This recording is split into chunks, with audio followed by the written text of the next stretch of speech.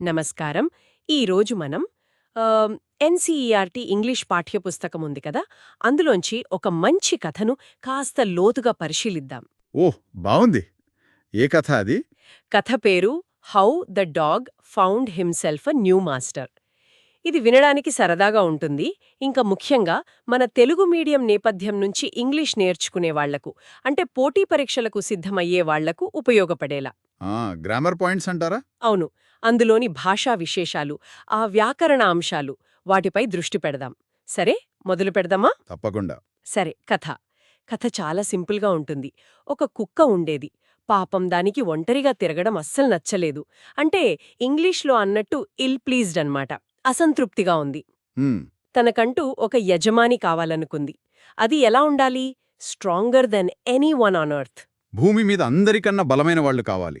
ఆహా! బలవంతుడి కోసం వెతుకులాట. హ్మ్. అంతే. మొదట ఎవరిని కలిసింది? ఒక తోడేలు, అంటే వోల్ఫ్. పాత ఇంగ్లీష్లో అంటారు కదా, తోడేలు కుక్కకి బంధువు, కిన్స్మెన్ అని. అవును. అవును. కానీ కానే. ఆ తోడేలు హ్మ్. ఎలుగుబంటికి, బేర్కి భయపడింది. ఆ! అక్కడే మొదటి నిరాశ. బలవంతుడు అనుకుంటే ఇంకొకరికి భయపడుతున్నాడు. సరిగ్గా. అప్పుడు కుక్క ఏం చేసింది? సరే, ఈ తోడేలు కాదు, ఎలుగుబంటి దగ్గరికి వెళ్దాం అనుకుంది. దాన్ని యజమానిగా చేసుకుంది. కాని కథ మళ్ళీ రిపీట్ అయింది గలా? అవును. ఎలుగుబంటి కూడా సింహం, లయన్ గర్జన విని భయపడింది. అవును. అప్పుడు కుక్క సింహం దగ్గరికి వెళ్ళింది. ఏమనుకుంది? ఆహా, ఇదే స్ట్రాంగెస్ట్ బీస్ట్ ఆన్ ఎర్త్ అనుకుంది. హ్మ్. చాలా కాలం హ్యాపీగా గడిపింది సింహంతో తన సేవలో. ఆహా. కాని ఒకరోజు ఊహించనిది జరిగింది. ఆ బలమైన సింహం కూడా మనిషిని, మ్యాన్ని చూసి భయపడటం గమనించింది. అక్కడితో కుక్క వెతుకులాట ఆగిందనమాట.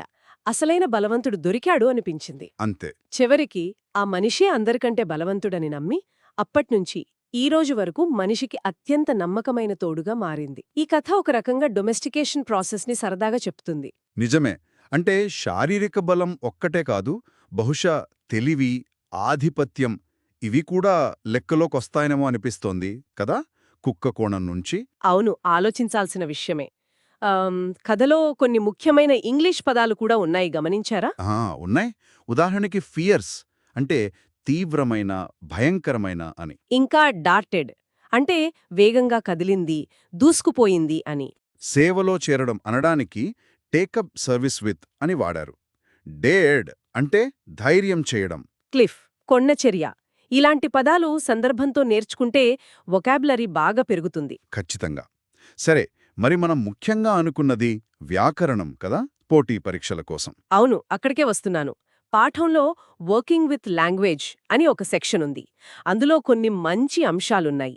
మొదటిగా కలెక్టివ్ నౌన్స్ చూద్దాం. ఆ కలెక్టివ్ నౌన్స్ అంటే సమూహ నామవాచకాలు.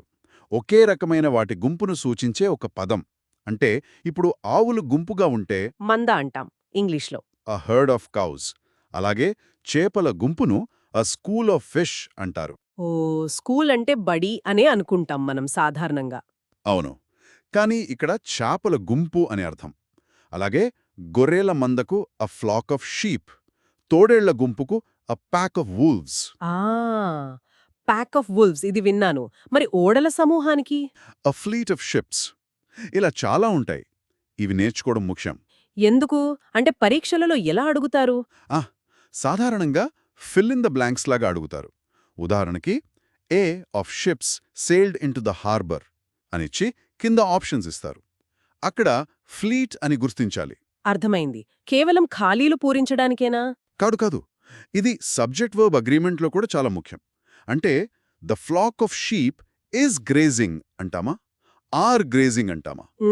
ఫ్లాక్ అనేది సింగ్యులర్లా ఉంది కదా, సో ఈజ్ గ్రేజింగ్ అనాలేమో. కరెక్ట్. చాలా సందర్భాల్లో కలెక్టివ్ నౌన్ని సింగులర్గానే పరిగణిస్తారు. అంటే the pack of wolves was hungry. కాబట్టి నౌన్స్ నేర్చుకోవడం అవసరం. ఓకే, ఇది క్లియర్. ఇక రెండోది నౌన్ ఫార్మేషన్ అన్నారు కదా, నామవాచకాలను తయారు చేయడం. అవును, ఇది కూడా చాలా ఇంట్రెస్టింగ్. యాడ్జెక్టివ్స్ అంటే విశేషణాలున్నాయి కదా, వాటికి చివర కొన్ని అక్షరాలు అంటే సఫిక్సెస్ చేర్చడం ద్వారా నౌన్స్ నామవాచకాలుగా మార్చవచ్చు. ఎలాంటి సఫిక్సెస్? ఎక్కువగా నెస్ లేదా ఇటి, కొన్నిసార్లు టీ వాడతారు. కొన్ని పదాలకు వేరేవి కూడా ఉంటాయి. ఉదాహరణకు ఆనెస్ట్ అనే యాడ్జెక్టివ్ ఉంది. నిజాయితీగల. దానికి వై తీసేసి టీ పెడితే ఆనెస్టీ అవుతుంది. అది నౌన్ అంటే నిజాయితీ. ఓ అలాగే కైండ్. కైండ్కి నెస్ చేరిస్తే కైండ్నెస్ దయ. క్రూవల్కి టీ చేరిస్తే క్రూవల్టీ క్రూరత్వం. యాక్టివ్. Active activity. సిన్సియర్ సెన్సియరిటీ. ఇలా చాలా ఉన్నాయి. ఇది వర్డ్ ఫార్మేషన్ అనే టాపిక్ కింద వస్తుంది పరీక్షల్లో. అంటే ఒక పదమిచ్చి దాని నౌన్ రూపం రాయమంటారా? అవును, లేదా యాడ్జెక్టివ్ రూపం అడగొచ్చు. సెంటెన్స్లో ఖాళీ ఇచ్చి బ్రాకెట్లో యాడ్జెక్టివ్ ఇచ్చి సరైన నౌన్ రూపం రాయమనొచ్చు. హిస్ సిన్సియర్ ఇంప్రెస్డ్ ఎవ్రీవన్ అంటే సిన్సియరిటీ అని రాయాలి. బావుంది. పదాల రూపాంతరాలు తెలుసుకోవాలి అనమాట. ఇంకా పాఠంలో యాడ్జెక్టివ్స్ గురించి ఒక వర్డ్ సర్చ్ పజిల్ కూడా ఉంది కదా? ఉంది. అందులో strong, fierce, frightened, good, happy, ready లాంటి డిస్క్రైబింగ్ వర్డ్స్ అంటే విశేషణాలు ఉన్నాయి. ఇవి నౌన్స్ని వర్ణిస్తాయి. నిజమే. భాషకు అందం తెచ్చేవే ఈ విశేషణాలు, వర్ణనలు. అలాగే పోలికలు కూడా. ఆ, పాఠం చివర్లో ద కైట్ అని ఒక పద్యముంది కదా. అవును, గాలిపటం గురించి. అందులో గాలిపటాన్ని లైక్ ఎ షిప్ అని ఓడతో పోల్చారు.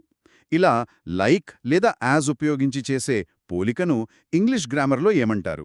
ఆ అలంకారమంటాం కదా తెలుగులో, ఉపమా అలంకారంలాగా. సరిగ్గా. ఇంగ్లీష్లో సిమిలీ అంటారు.